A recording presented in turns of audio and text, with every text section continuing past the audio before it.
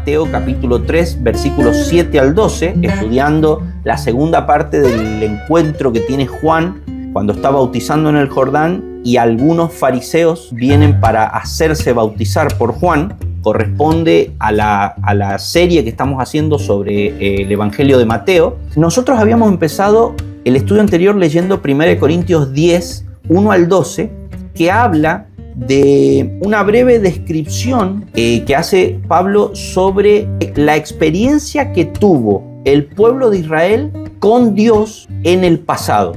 Entonces lo que Pablo dice es: miren, hermanos, que nuestros padres todos tuvieron una gran experiencia real con Dios en el pasado. Y sin embargo, a pesar de esa experiencia, Dios los sacó de Egipto a través de las 10 plagas, los hizo cruzar el Mar Rojo, los guió por el desierto, los hizo tener un encuentro muy cercano con Él en el Sinaí, los convirtió en un estado, les dio las leyes. Sin embargo, solo 2 entraron en la tierra prometida. De los más de ellos no se agradó Jehová. A pesar de la experiencia, el encuentro real que tuvieron con Dios, literalmente lo vieron cara a cara, en el sentido de que cuando Moisés bajaba del Sinaí se tenía que cubrir la cara con un trapito porque irradiaba la gloria de Dios. En el pasaje que nosotros estamos, Mateo 3, Juan les dice: ni se les ocurra decir a Abraham tenemos por padre. O sea, ni se les ocurra decir que ustedes son salvos por las experiencias que han tenido con Dios en el pasado. Por ejemplo, el hecho de que Dios los escogió como pueblo y ustedes son étnicamente descendientes del pueblo escogido por Dios en Abraham, del cual Abraham es el padre étnico de ese pueblo. Ni se les ocurra decir eso, le dice Juan, porque ustedes pueden pertenecer consanguíneamente al pueblo de Dios y sin embargo ser hipócritas, ser una generación de víboras que están encontrando la manera, mejor dicho, no están encontrando la manera, están continuando la manera que su generación, que su descendencia ha encontrado para huir de la ira venidera. Por eso les dice generación de víboras.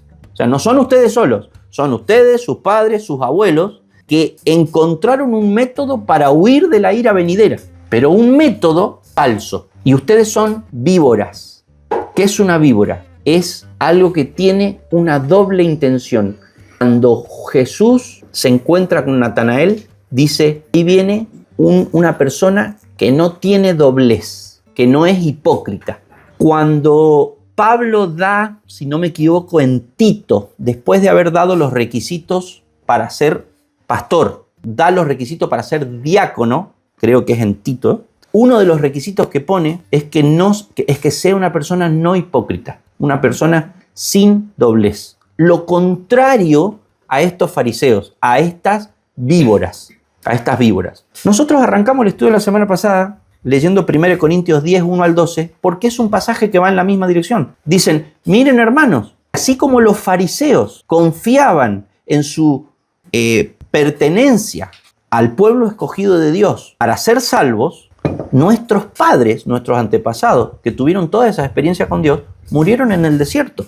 Entonces habíamos dicho que este pasaje nos lleva a reflexionar sobre tener una confianza mal fundamentada. Hago un paréntesis. En la tarea que tenemos que hacer, independientemente de aquello en lo que este grupo se pueda convertir o no en el futuro. Hermanos, seamos claros. Este grupo se puede disolver en el futuro, ir a participar en otra iglesia que se formalice acá en Monte Carlo. No importa eso. Lo importante en este momento es que nosotros tengamos en claro que como hijos de Dios, estemos en la institución que estemos, en el marco formal que estemos, eso no cambia que nosotros vamos a tener una tarea, y es la tarea de, primero, no tener nuestra fe, confianza, seguridad de salvación colocada en un fundamento equivocado. Número 1. Número 2, ayudar a otros en lo mismo, con el agravante de que nosotros también vivimos en Israel.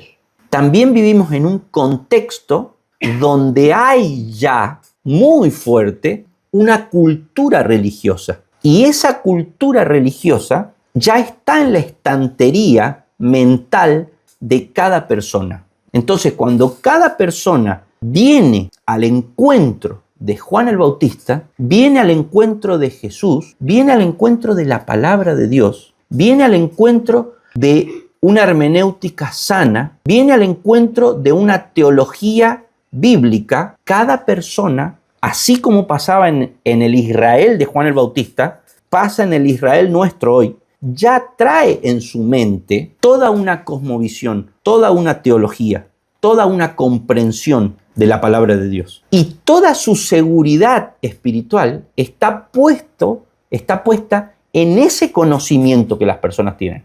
Y eso no está mal. De hecho, eso también nos describe a nosotros. ¿Por qué nosotros estamos tranquilos de que vamos a ser salvos?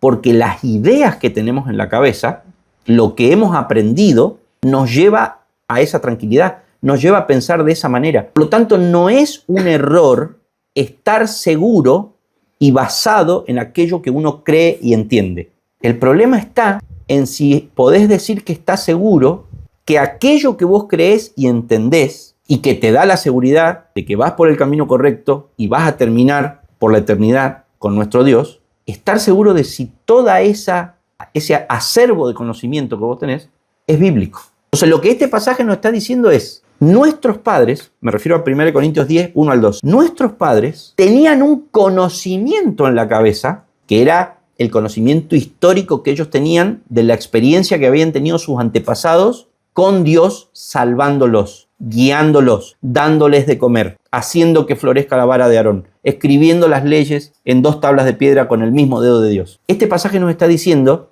esa experiencia que ellos tuvieron con Dios y cómo ellos la han procesado a lo largo de los siglos. ¿Es la base correcta para sentirse tranquilos en su seguridad de salvación? Y este pasaje nos dice, ojo porque de los más de ellos no se agradó Jehová. Y el libro más adelante va a decir, así que el que cree estar firme, mire que no caiga. Es un pasaje paralelo en la idea al de Juan el Bautista en Mateo capítulo 3 del 7 al 12. Nosotros, hermanos, estamos rodeados por un mundo en donde ya hay ideas religiosas en la cabeza de la gente. En el mundo en donde nosotros tenemos que llevar adelante nuestra tarea, tenemos que tener en cuenta que esa tarea implica enfrentar los conocimientos previos que las personas con las que nos vamos a relacionar tienen en su mente. Les pregunto, entonces, dado que eso es así, ¿no les parece a ustedes inteligente que nosotros nos preparemos? La misma Biblia dice, cuando uno sale a la guerra, ¿no piensa primero en estudiar al enemigo con el que se va a encontrar en el campo de batalla? Porque vos no vas al campo de batalla sin saber cuántos soldados tiene el otro, cuántas armas tiene el otro. Por ejemplo, Jesús sabía con qué se iba a encontrar cuando fuera a Jerusalén. Por eso no iba a Jerusalén. Y cuando vos lo ves así decís, ¿cómo? ¿Jesús tenía miedo? ¿Jesús era cobarde? La Biblia dice, Jesús era astuto, en el sentido de planificar y ser estratégico. O sea, el tipo pensaba. ¿Por qué? Porque el tipo sabía con qué se tenía que enfrentar. Él sabía que al final se iba a tener que enfrentar y Jesús no tenía miedo. Él sabía para qué había venido. Entonces, cuando yo les hablo de que nosotros estudiemos el terreno en el que vamos a tener que trabajar como hijos de Dios a partir de ahora y por el resto de nuestra vida, no es para que teman lo que les pueda sobrevenir. Todo lo contrario, es para que lo puedan encarar mejor preparados y hacer más efectivo el trabajo de desarticular toda altivez y argumento que se presenta en contra de Cristo. Estoy parafraseando un pasaje bíblico, ¿no es cierto? ¿Qué era lo que tenían los fariseos? ¿Qué era lo que tenía esa generación que salió de Egipto y murió en el desierto? ¿Qué era lo que tenía esa generación que va a hacer que luego de que Jesús resucita a Lázaro, se junten entre ellos y digan, che, si dejamos que este muchacho siga haciendo lo que está haciendo, van a venir los romanos, van a atacar nuestro pueblo, van a destruir el templo y nosotros nos vamos a quedar todos sin la linda vida que tenemos? ¿Qué era lo que tenía esa gente? Que después de que ven a Jesús resucitar a Lázaro, inmediatamente lo que piensan es cómo eso los puede afectar negativamente a ellos. 2 Corintios 10, 3. Vamos a leer desde el 1. Dice: yo, Pablo, os ruego por la mansedumbre y ternura de Cristo, yo que estando presente ciertamente soy humilde entre vosotros, mas ausente soy osado para con vosotros. Ruego, pues, que cuando esté presente no tenga que usar de aquella osadía con que estoy dispuesto a proceder resueltamente contra algunos que nos tienen como si anduviésemos según la carne. Hermanos, ¿se dan cuenta que Pablo lo que está haciendo es mostrarles a los corintios cuál es el sentir que él tiene?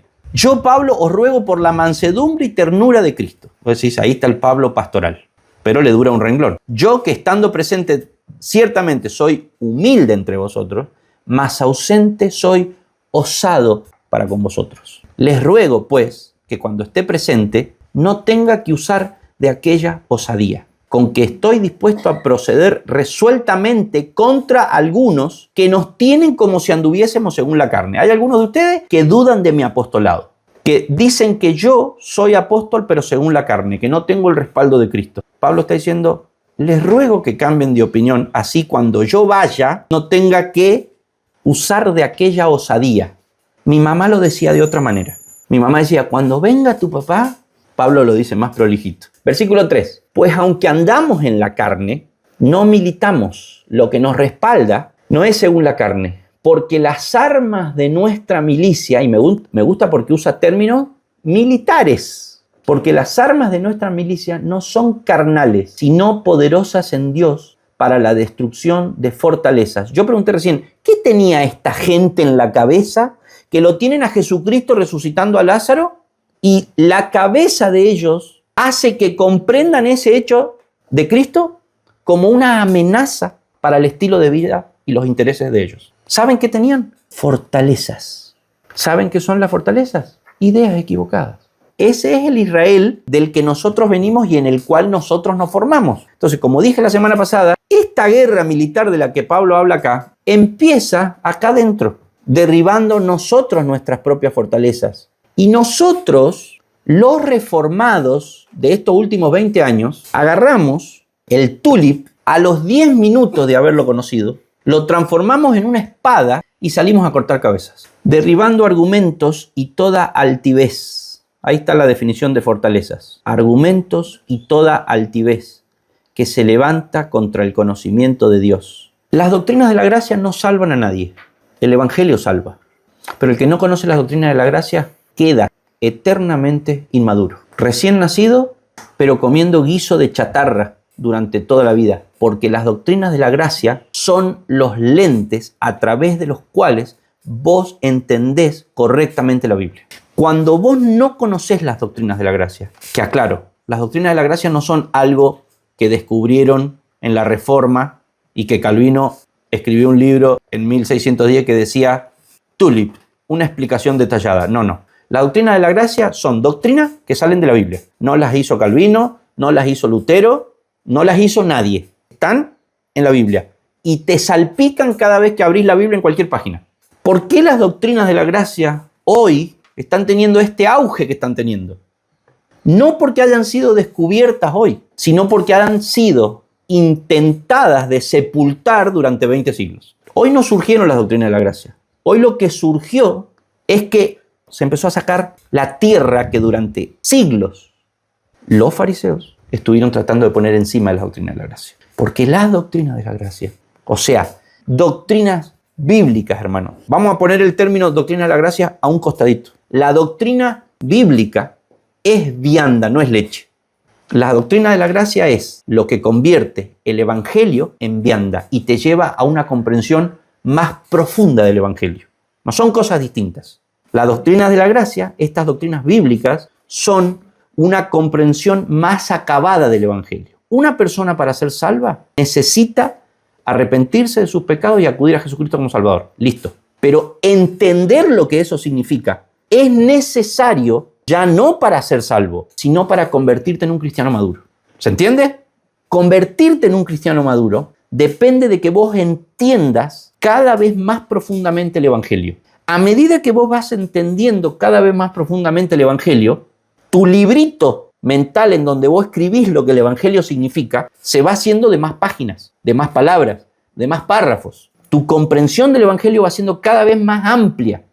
Llega un momento que ese texto mental que vos tenés de lo que significa el Evangelio se hace tan largo que tenés que empezar a dividirlos en capítulos, en temas. Entonces te empezás a dar cuenta que ese Evangelio que vos entendiste al principio de manera escueta y superficial, pero en el que vos mínimamente lograste entender que vos eras pecador, Dios es santo, vos estás separado de Dios, Jesucristo tiene toda la justicia que a Dios le agrada y te la imputa a vos, se queda con el castigo que a vos te corresponde, lo paga.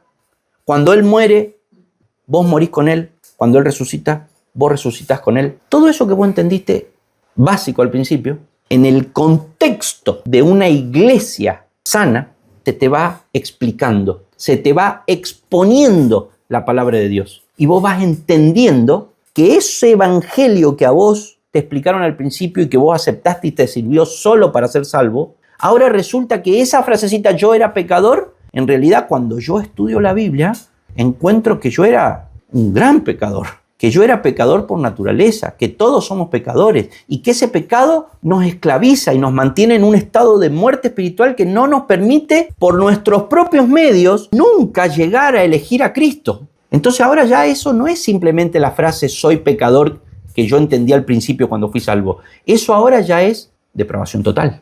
Eso ahora ya es que Dios me llama incondicionalmente. Eso ahora ya es que Dios me llama irresistiblemente. Y eso me sirve para entender la gravedad del pecado y obviamente entonces, por contraste, el infinito amor de Dios. Y ahora yo entiendo que cuando siendo yo aún pecador y estando muerto en mi delito y pecado, Él me rescató de mi vana manera de vivir que recibí de mis padres, que resulta que Salmo dice que yo en pecado fui concebido, y entiendo ahora Romanos y entiendo a Adán como cabeza federal. Entonces yo salgo a predicar o yo vivo mi vida cristiana y ahora empiezo a tener una comprensión más grande del Evangelio. Eso es lo que nosotros hoy llamamos las doctrinas de la gracia. Entonces cuando yo vivo mi día a día, no vivo mi día a día en base a un evangelio cortito así, que me lo explicaron hace 10 años, en una reunión especial que yo fui, que me invitaron a una reunión de jóvenes unidos, y yo pasé al frente y ahora soy cristiano. Yo ya no vivo mi día a día en base a eso. Yo vivo mi día a día en base a lo que ha venido pasando los siguientes 10 años después de eso. Que yo he sido expuesto a la palabra de Dios. Que yo formo parte de una iglesia sana donde cada vez que voy me descargan una cantidad de conocimiento que surge de la exposición bíblica, no de libros escritos por Calvino, ni por Lutero, ni por John MacArthur, sino eso nos sirve solamente para exponer mejor la Biblia. Y cada vez que me descargan eso, yo empiezo a entender más y más el Evangelio. Entonces, cuando yo vivo mi vida, no la vivo a la luz de una oración que hice hace 10 años. La vivo aplastado por la gravedad de mis pecados y por la inmensidad de la misericordia de Dios. Entonces, ese Cristo que se hace grande en mí, en la medida que me expongo a la palabra, es el que me hace madurar, el que me hace llegar a ser o ir siendo un cristiano maduro, que no vive a la luz de una oración que hizo hace 10 años, sino que vive a la luz de un conocimiento creciente, de gloria en gloria, de etapa en etapa, un conocimiento creciente de Jesucristo. Y la imagen de Jesucristo se va formando y va madurando. Eso es lo que nosotros tenemos que enfrentar, porque nosotros vivimos en un Israel que es cristiano porque hace como 1000 años atrás o 1500, a su requete contratatarabuelo, al nenito le contaron que Dios los hizo cruzar el Mar Rojo. Y el nenito dice, sí, bárbaro, pero yo hoy soy un judío chanta y un mercader que lo único que quiere es vivir en base a las cosas de acá de la tierra. Pero yo me voy a ir al cielo porque a Abraham tengo por padre, porque hace 10 años hice una oración. Nunca maduraron, nunca crecieron en su conocimiento de Dios. Entonces Jesús viene y les dice, ustedes diezman de la semillita que tienen en el jardín, pero se olvidan de la justicia, se olvidan del amor, se olvidan de la misericordia. ¿Qué son esas demostraciones de madurez cristiana? Ustedes van a la iglesia, diezman todas las cuestiones exteriores, pero como dice 1 Corintios 10, no solucionaron el problema de la codicia, no solucionaron, ustedes están toda la vida con la misma mujer, pero en la mente están toda la vida con otra mujer, en la cabeza. Cuando todos los miran, ¿qué ven? Un tipo que está casado con la misma mujer. Si miraran tu mente, ¿con qué mujer estás casado? Hay que desacreditar al tipo que está sacando a relucir nuestra inmadurez espiritual. Hay que desacreditar al tipo que nos está desacreditando a nosotros, diciéndonos que nosotros limpiamos lo de afuera del plato, pero que por dentro estamos llenos de hueso podrido. Hemos intentado durante 3 años desacreditarlo, diciéndole a todo el mundo que es el hijo de una adolescente violada por un soldado romano. Sabían que eso era lo que los fariseos decían sobre Jesús, porque claro, como Jesús no tenía padre, el comentario había que explicar por qué Jesús no tenía padre. Y ellos lo explicaron. Hemos tratado de desacreditarlo a este muchacho, de todas las maneras. Entre medio se nos escapó. Entre medio de los 3 años del ministerio de Jesús, este muchacho se nos va para el norte. Y ahora vuelve a Jerusalén, a seguir molestando. Pero antes de volver, a pesar de nuestros 3 años de intentar desacreditarlo, porque él nos desacredita a nosotros, antes de volver, se compra un seguro anti-desacreditación. Este muchacho vuelve a Jerusalén, pero trae en la mano un seguro anti-desacreditación contra nosotros. Acaba de resucitar a Lázaro. ¿Cómo lo desacreditamos? Jesús, antes de llegar a Jerusalén, pasa por Betania. Se tira una resucitada y se va a Jerusalén. Ese es el seguro anti-desacreditación. Y llega a Jerusalén y dice, muchachos, acá volví. Entra por la puerta grande, en el caballo chico, la gente lo recibe, le ponen una alfombra verde y dice, desacredítenme ahora, miren de dónde vengo. Y flamea así su seguro anti-desacreditación, la resurrección de Lázaro. Y va al templo, por la escalinata grande, por la avenida principal, entra al templo, no deja una mesa en pie. Saca el látigo y dice, ruego pues que cuando esté presente no tenga que usar de aquella osadía con que estoy dispuesto a proceder resueltamente contra algunos que nos tienen como si anduviésemos en la carne. Pues aunque andamos en la carne, no militamos según la carne, porque las armas de nuestra milicia no son carnales, sino poderosas en Dios para la destrucción de fortalezas. Y ahí Jesucristo empieza a destruir fortalezas. Las ideas esas que ellos tenían, que porque Abraham tenemos por padre, que porque tenemos este templo, que porque nosotros somos los líderes que nos vestimos con esta ropita y tenemos los cositos atados en el pelo, los versículos del Antiguo Testamento, y porque nosotros, y nosotros, y nosotros, y nosotros, y nuestra religión, nuestra tradición, y nuestro sistema, y nuestra experiencia pasada, y nuestra trayectoria religiosa, y nuestro servicio, derribando argumentos y toda altivez que se levanta contra el conocimiento de Dios, y llevando cautivo todo pensamiento a la obediencia a Cristo, y estando prontos para castigar toda desobediencia, cuando vuestra obediencia sea perfecta. Esa es la tarea que como hijos de Dios tenemos por delante, no como iglesia, como hijos de Dios. El tema es que cuando los hijos de Dios se unen, si siguen el procedimiento bíblico, después formalizan una iglesia. Pero la tarea la tienen antes de formalizar la iglesia. La tienen desde ahora. Porque la palabra de Dios dice que nosotros tenemos que ir por todo el mundo y predicar el evangelio. Y eso es el evangelio. Eso que yo acabo de explicar es el evangelio. ¿Sabes por qué? Porque si vos tenés que enfrentarte con las fortalezas que tiene en la cabeza personas que enseñan a otras personas que un sistema religioso como el judío de aquella época o el católico de la época de la Reforma hace salva a las personas, vos estás en guerra con ese grupo, hermano. Porque ese grupo le está diciendo a la gente que puede ser salva sin Jesucristo. Y si vos sos un tibio y un miedoso, no vas a defender a Jesucristo.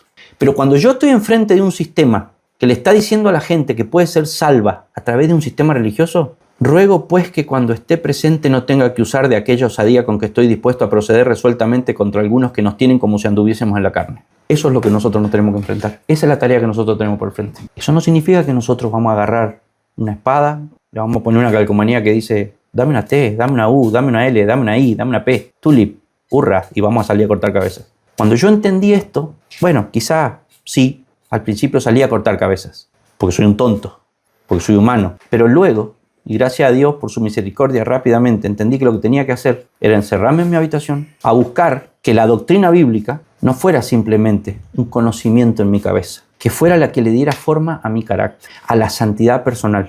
Y después eso se empezó a trasladar a mi familia, porque yo, antes de ser un corsario de las doctrinas de la gracia, primero soy un hijo de Dios, que lo tiene que honrar en lo secreto, en lo profundo de mi corazón, en donde la palabra de Dios entra como el cuchillito que hablábamos la semana pasada y discierne las intenciones y los pensamientos del corazón. Después pasé a la etapa, no porque ya hubiera terminado la primera, pero cuando la primera etapa, la mía, la personal, donde las doctrinas bíblicas hacen mella en mi persona, cuando esa etapa ya estaba en funcionamiento y está y espero que lo esté por toda la vida, porque es la etapa de maduración y crecimiento personal y formación de mi persona, conformación a la imagen de Cristo. Entonces, indefectiblemente, eso me lleva a que eso madure en mí y madure entonces las funciones que yo tengo como persona. Y la número uno que tengo como persona es ser padre de familia. Entonces ahí es donde las doctrinas bíblicas, porque ya no quiero usar más doctrina de la gracia, son doctrinas bíblicas. Porque acá no está la doctrina de la gracia en contra de la doctrina arminiana. No. No hay otro evangelio, dice Gálatas. Hay uno solo. Los otros no son evangelios. Nosotros no tenemos que luchar contra ningún otro bando, porque no hay otros bandos. Hay uno solo.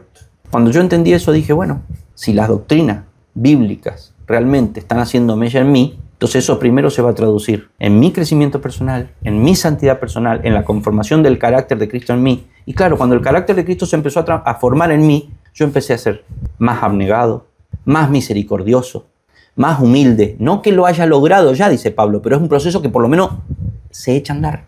Empecé a ver a los demás como superiores a mí mismo. ¿Qué significa eso? Uno los empieza a ver como el objeto de su servicio, el objeto de mi vida. No hay un mayor amor que este, dijo Jesucristo, que uno ponga su vida por sus amigos. Entonces, el que antes era mi enemigo doctrinal cuando yo andaba con la espada del tulip, resulta que ahora era aquel por el cual yo tengo que gastar mi vida. Y mientras me está dando látigo por la espalda, yo estoy con las rodillas dobladas orando por esa persona. Y esa persona puede ser mi esposa. De hecho, siempre esa persona va a ser tu ser más querido. Porque es la persona que vos tenés al lado tuyo. Y es la persona que por lo tanto tiene más acceso a vos. Es la persona con la cual vos sos más vulnerable. Y ahí es donde empieza la doctrina bíblica, llevando adelante ese proceso de maduración. Ahí es donde empieza a verse los primeros brotes de la madurez. En tu persona, en tu privacidad, en los tuétanos, en la mente, en las intenciones y los pensamientos. Y eso después ya empieza a tirar sus primeros brotecitos del carácter de Cristo en vos. ¿Quiénes son? ¿En dónde se notan esos primeros brotecitos? En tu casa, adentro de tu casa, en tu familia. Primero adentro tuyo, acá. Ya tus intenciones ya no son las mismas, tus pensamientos ya no son los mismos, tus afectos ya no, de a poquito. No es que cambian, sino que van cambiando. Cosas que antes no te interesaban, ahora te interesan. Y cosas que antes te interesaban, ahora te siguen interesando, pero ya compiten con nuevas cosas que te empezaron a interesar. Sos transformado por medio del conocimiento de Cristo. Ya no seguís siendo a la forma de este mundo, sino que sos transformado. Eso dice Romanos 12. Y vas comprobando, Romanos 12:3, si no me equivoco, 12:2, la perfecta voluntad y agradable voluntad de Dios para vos. Entonces te vas enamorando de a poquitito de eso, de esa madurez que vas teniendo por el conocimiento, que viene a través de tu palabra. Porque 1 Pedro 1:23 y Santiago 1:12, si no me equivoco, dicen eso, que fuimos regenerados, que fuimos transformados, pero a través del poder de la palabra.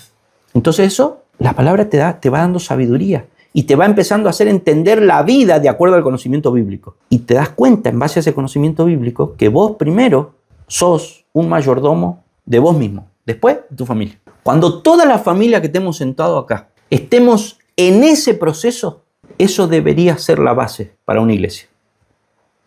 Si no, yo no me animo, porque no vaya a ser que dejemos mal parado a Cristo.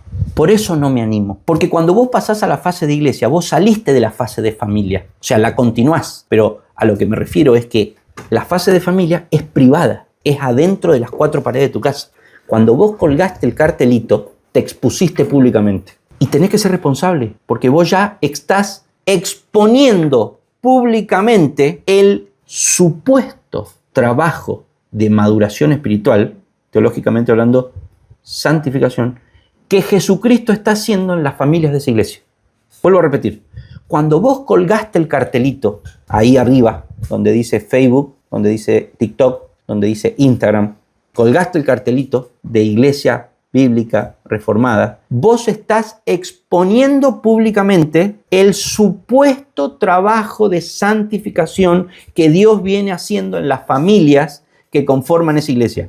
Si ese trabajo no es real, vos estás avergonzando al Espíritu Santo, que es el que debería producir en nosotros el querer como el hacer y llevarnos de gloria en gloria.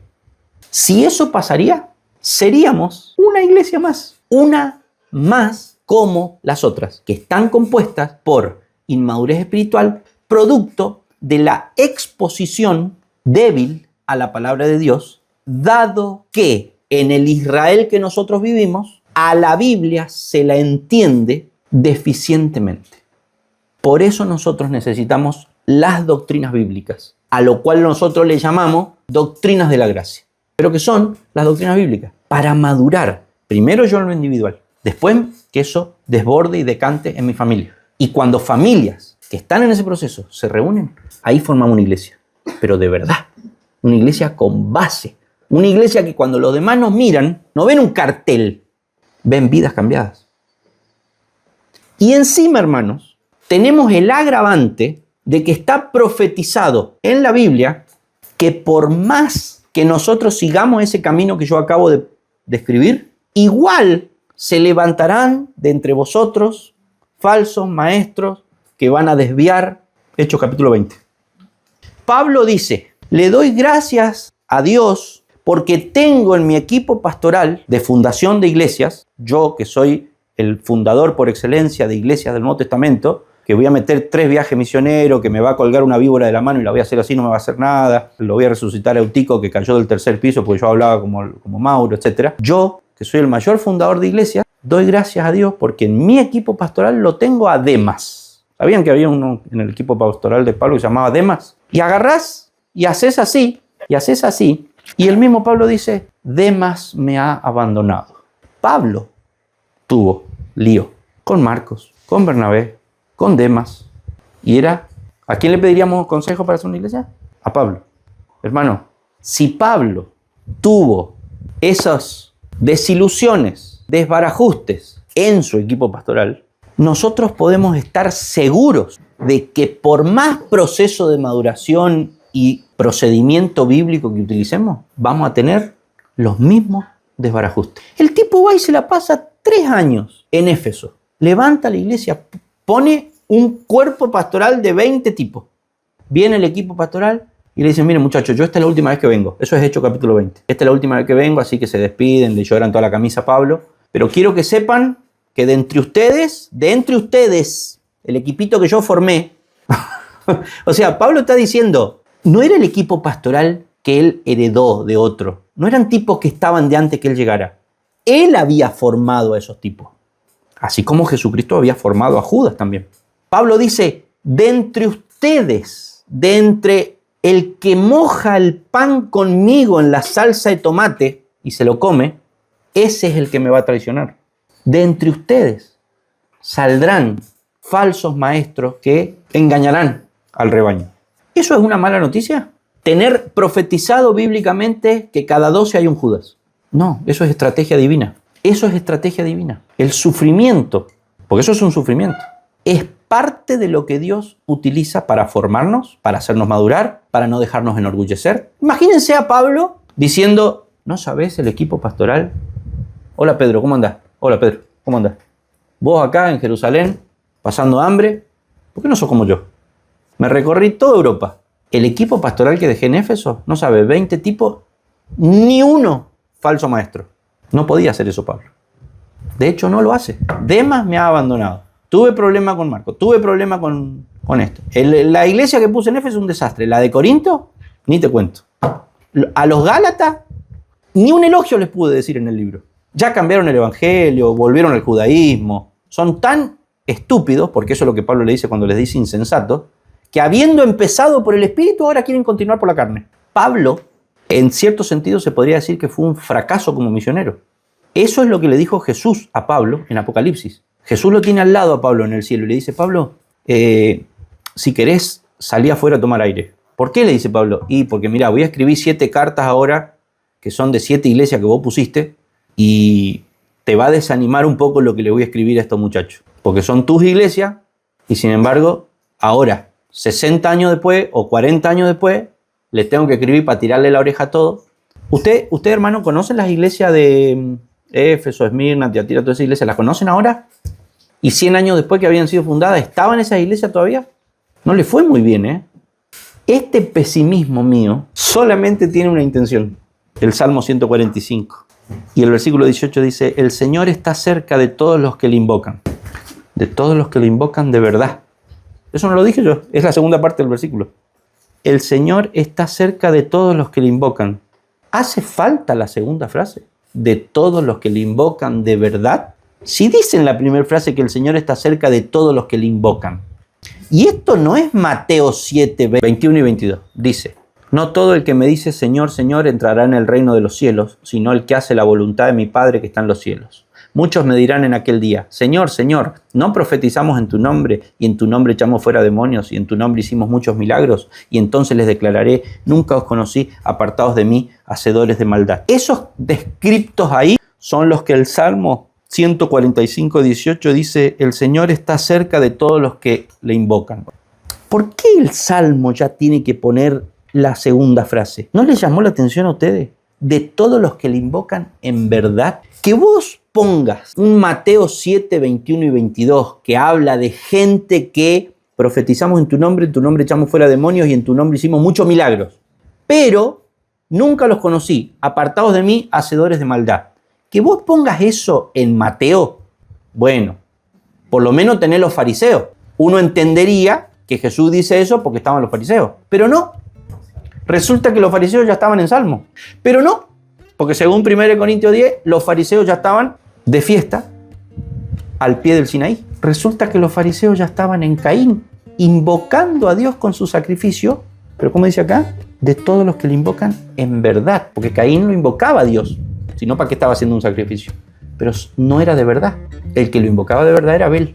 El fariseísmo está profetizado en la Biblia desde el principio. Y nosotros no vamos a tener en cuenta eso. Así de sabios vamos a ser. Nosotros no vamos a luchar contra una enfermedad que está descrita desde Génesis hasta Apocalipsis.